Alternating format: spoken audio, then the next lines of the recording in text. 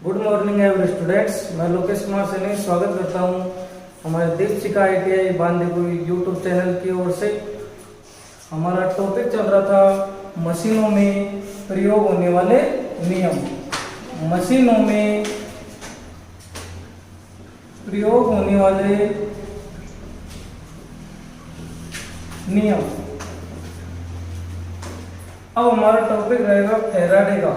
कौन सा नियम चलेगा आज? फैराडे का नियम।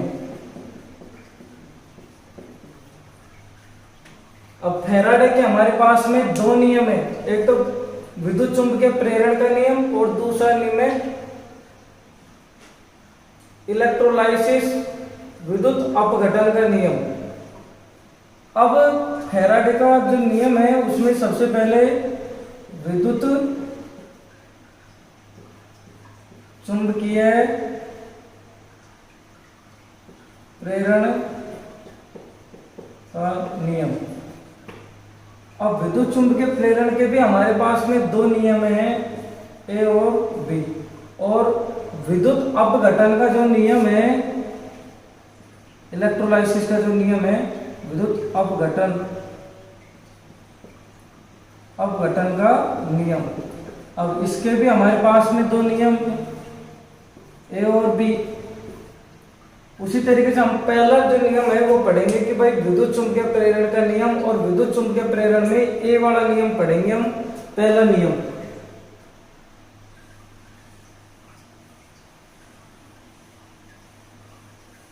पहला नियम। तो इस नियम के अनुसार एक हमारा क्या होता है, आर्मेचर। इस तरीके से बनाएंगे हम आर्मेचर को।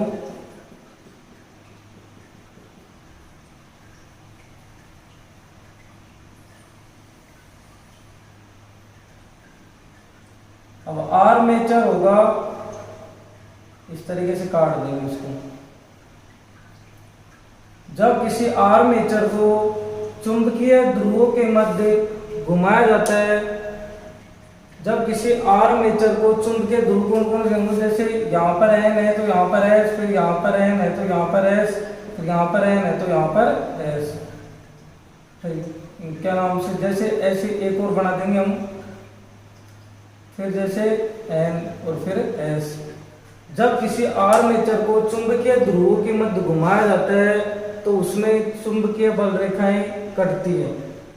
और चुंबकीय बल रेखाओं कटने का मतलब क्या होगा कि चुंबक का चारों ओर का वह क्षेत्र, जैसे हमारे पास में ये एक चुंबक हो गई, इसमें कितने ध्रुव रहेंगे भाई, एन और एस, दो ध्रुव रहेंगे। हमने प्रीवियस वीडियो में पढ़ाया था कि चुंबक में हमेशा दो ध्रुव रहते हैं, एन और एस। एकल ध्रुव वाले या कितने भी और ध्रुव हो, जैसे 5, 10, 15, 20, वो ध्रुव नहीं रहेंगे हमारे पास में। चाहे छोटे से छोटा चुंबक ले लो, चाहे बड़े से बड़ा चुंबक ले लो, चाहे मध्यम चुंबक ले लो, चाहे बिल्कुल बारीक चुंबक ले लो, हमारे पास में चुंबक में कितने ध्रुव रहेंगे, हमेशा ही दो ध्रुव रहेंगे। चाहे चुंबक को तोड़ने पर, पीटने पर कितने भी टुकड़े कर ले, लेकिन उस चुंबक में हमेशा दो ही ध्रुव रहेंगे। तो उसी तरीके से जब किसी आर्मेचर को चुंबकीय ध्रुव के मध्य घुमाया जाता है तो उसमें फ्लक्स कटता है और चुंबकीय बल रेखाएं कटती हैं। और चुंबकीय बल रेखाएं कटने का मतलब क्या होगा कि चुंबक का चारों ओर का वह क्षेत्र जहां पर चुंबकीय बल रेखा होती है, जैसे यहाँ पर मैंने लोहे के टुकड़ा रख दिया और यह लोहे का टुकड़ा इस चुंबक को अपनी ओर आकर्षित कर, ये जो लोहे का टुकड़ा है और ये चुंबक है जो लोहे के टुकड़े को अपनी ओर आकर्षित करते हैं। तो अपन समझेंगे कि यहाँ पर चुंबक का क्या है, क्षेत्र है, क्योंकि चुंबकीय क्षेत्र का मतलब ये हो गया कि चुंबक की बल रेखाएं कहाँ तक जा पाती हैं, इस लोहे को अपनी ओर खींचती है कि नहीं खींचती हैं। उसी तरीके से भाई जब इस नियम के अनुसार, जो फैराडे का विद्युत चुंबकीय प्रेरण का प्रथम नियम है हमारे पास में ए, तो इसमें पढ़ रहे हैं कि इस नियम के अनुसार जब किसी आर्मेचर को चुंबकीय ध्रुवों के मध्य घुमाया जाता है तो उसमें चुंबकीय बल रेखाएं कटती हैं। इस तरीके से चुंबकीय बल रेखाएं कट रही हैं कि नहीं कट रही हैं, तो चुंबकीय बल रेखाएं कट रही हैं। फलस्वरूप हमारे पास में ईएमएफ बनता है, ईएमएफ उत्पन्न हो जाता है और ईएमएफ उत्पन्न होते ही ईएमएफ क्या करता है, विद्युत धारा को एक स्थान से दूसरे स्थान पर ले जाता है। तो ईएमएफ उत्पन्न होने पर विद्युत धारा भी उत्पन्न हो जाती है। इसे ही हम फैराडे का विद्युत चुंबकीय प्रेरण का प्रथम नियम कहते हैं कि इस नियम के अनुसार जब किसी आर्मेचर को चुंबकीय ध्रुव के मध्य घुमाया जाता है तो आर्मेचर में फ्लक्स कटता है, चुंबकीय बल रेखाएं कटती हैं और उसके अंदर ईएमएफ उत्पन्न हो जाता है और ईएमएफ उत्पन्न होने पर विद्युत धारा का निर्माण हो जाता है, विद्युत धारा उत्पन्न हो जाती है। तो हम कहेंगे कि वह फैराडे का विद्युत चुंबकीय प्रेरण का प्रथम नियम है। उसके बाद में हम देखते हैं, ये हो गया हमारा प्रथम नियम। तो हमारा दूसरा नियम पढ़ेंगे कि इस नियम के अनुसार जब किसी आर्मेचर में, इस नियम के अनुसार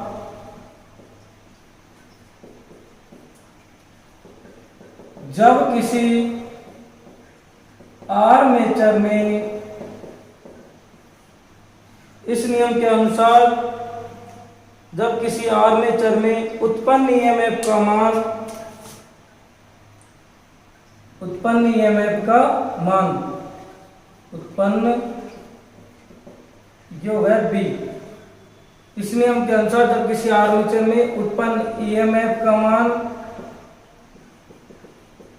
उत्पन्न ईएमएफ का मान फ्लक्स परिवर्तन के समानुपाती होता है। इस नियम के अनुसार जब किसी आर्मेचर में उत्पन्न ईएमएफ का मान फ्लक्स परिवर्तन के समानुपाती होता है, अर्थात चुंबकीय फ्लक्स के मान में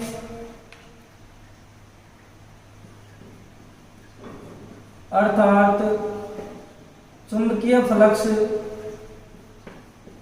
के मान में जितना परिवर्तन होता है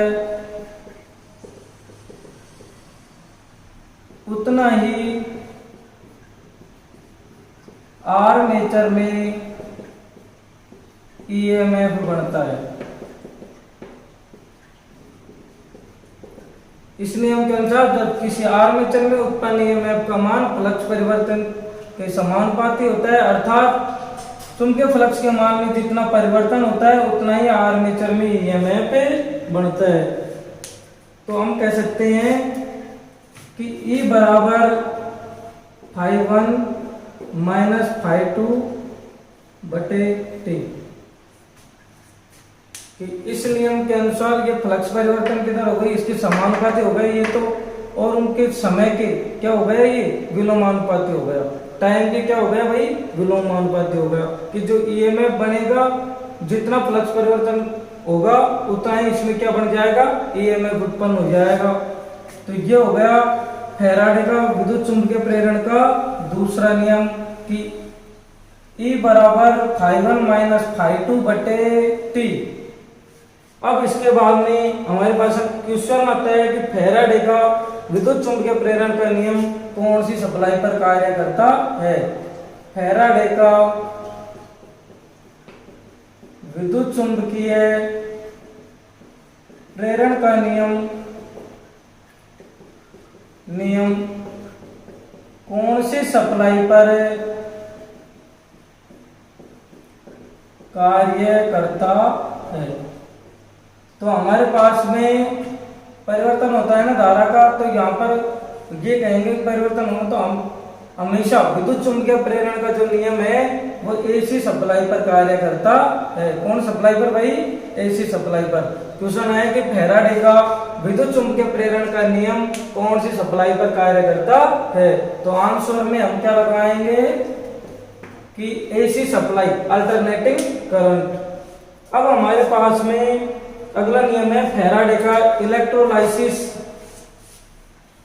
या विद्युत अपघटन या अपघट्य नियम। फैराडे का इलेक्ट्रोलाइसिस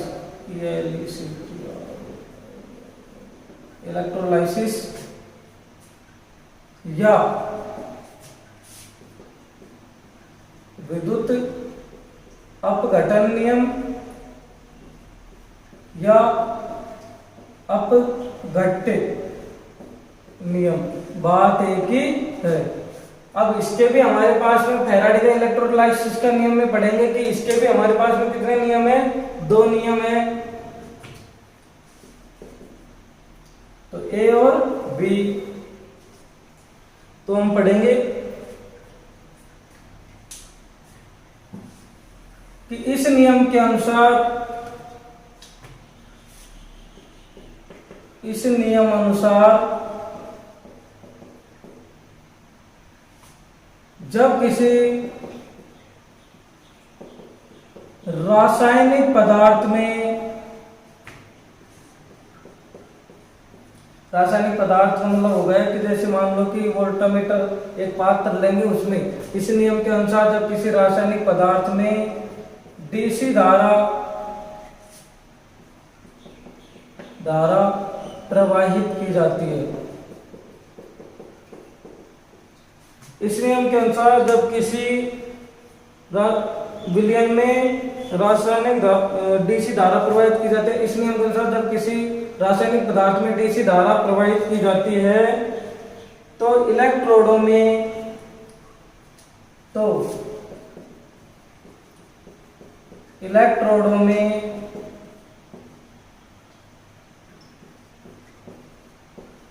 मुक्त होने वाले पदार्थ का द्रव्यमान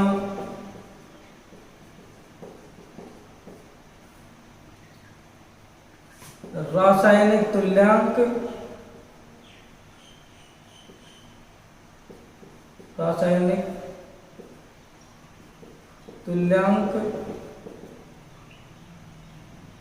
विद्युत धारा और समय कि जो फैराडे का इलेक्ट्रोलाइसिस का प्रथम नियम है, तो इस नियम के अनुसार जब किसी रासायनिक पदार्थ में डीसी धारा प्रवाहित की जाती है तो इलेक्ट्रोडों में मुक्त होने वाले पदार्थ का द्रव्यमान रासायनिक तुल्यांक के, विद्युत धारा के और समय के तीनों के गुणनफल के समानुपाती होता है। M बराबर ZI/T। तो Z का मतलब क्या हो गया, रासायनिक तुल्यांक, I का मतलब हो गया विद्युत धारा और T का मतलब हो गया समय। Z बराबर हो गया भाई रासायनिक तुल्यांक और M बराबर क्या होता है, द्रव्यमान। I बराबर हो गया विद्युत धारा और T बराबर हो गया समय।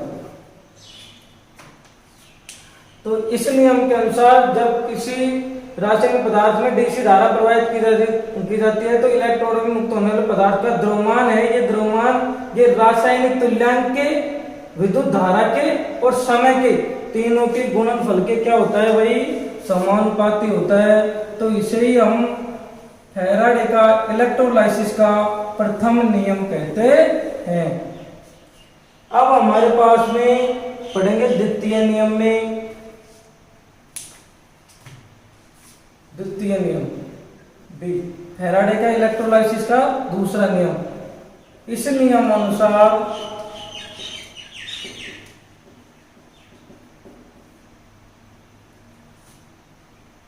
किसी पदार्थ में मुक्त होने वाले पदार्थ का द्रव्यमान, इस नियम के अनुसार जब किसी विलयन में, इस नियम के अनुसार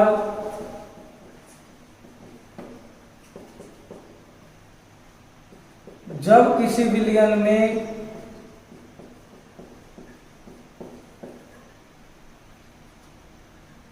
इस नियम के अनुसार जब किसी विलयन में निश्चित मान की धारा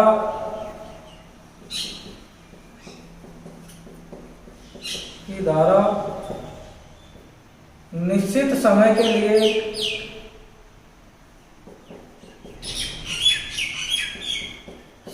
लिए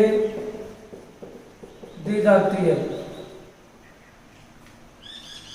कि इस नियम के अनुसार जब किसी विलयन में निश्चित मान की धारा निश्चित समय के लिए दी जाती है तो उसमें मुक्त होने वाला पदार्थ का द्रव्यमान केवल रासायनिक तुल्यांक के समानुपाती होता है। केवल किसके समानुपाती होता है? रासायनिक तुल्यांक के, रासायनिक तुल्यांक के। इस नियम के अनुसार जब किसी विलयन में निश्चित मान की धारा निश्चित समय के लिए दी जाती है तो इसमें मुक्त होने वाले पदार्थ का द्रव्यमान है वो केवल रासायनिक तुल्यांक के क्या होगा भाई? समानुपाती होगा। यहाँ पर m बराबर ZIT नहीं आएगा क्योंकि यहाँ पर हम देखेंगे विद्युत धारा का मान है और रासायनिक तुल्यांक है, ये यहाँ पर इसलिए नहीं आएगा क्योंकि डीसी का मान यहाँ पर परिवर्तित नहीं कर सकते हैं अपन। तो उसी तरीके से हम देखेंगे कि फैराडे का इलेक्ट्रोलाइसिस का द्वितीय नियम है कि इस नियम के अनुसार जब किसी विलयन में निश्चित मान की धारा निश्चित समय के लिए दी जाती है तो इसमें पदार्थों का जो द्रव्यमान है वो केवल रासायनिक तुल्यांक के क्या होगा? समानुपाती होगा। तो क्वेश्चन किस तरीके से पूछा जाएगा हमसे?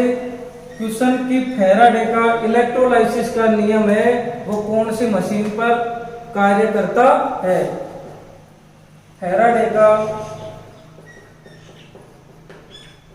इलेक्ट्रोलाइसिस का नियम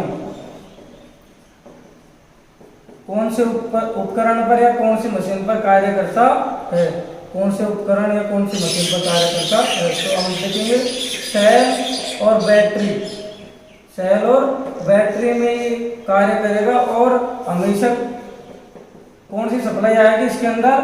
डीसी सप्लाई। अपन ने विद्युत चुंबकीय प्रेरण में एसी सप्लाई दी थी और फैराडे के इलेक्ट्रोलाइसिस के नियम में कौन सी सप्लाई देंगे? DC supply. धन्यवाद, आज के लिए बस इतना ही। अब अगला टॉपिक हम कल पढ़ेंगे। Thanks for watching my video. Drop a like, leave a comment and don't forget subscribe to my channel Deepsika Private ITI Gandhikoi.